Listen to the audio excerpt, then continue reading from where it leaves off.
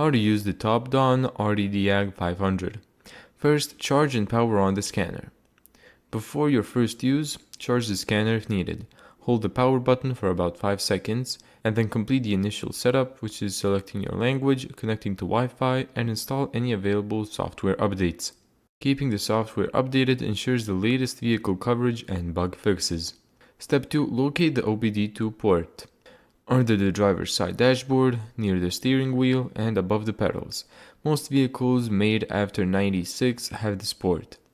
If you can't find it, the ArtiDiag500 includes a built-in DLC location guide. Step 3. Connect the scanner. Turn the vehicle off, plug the diagnostic cable into the OBD2 port, turn the ignition to the on position. For push-button vehicles, press the start button without pressing the brake pedal. The scanner should power up if it isn't already on. Step 4. Start vehicle diagnostics.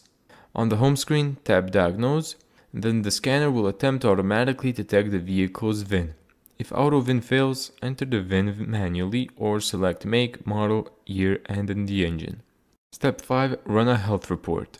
Choose health report, which is the quick test. The scanner automatically checks supported modules including engine, transmission, ABS, and the airbags. After scanning, you'll see any detected fault codes and can save a diagnostic report. Step 6. Read fault codes.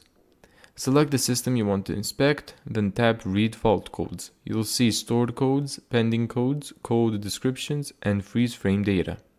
This helps identify which system is reporting a fault. Thank you so much for watching this video. If you found this tutorial helpful, make sure to give it a thumbs up and subscribe. And as always, see you in the next video.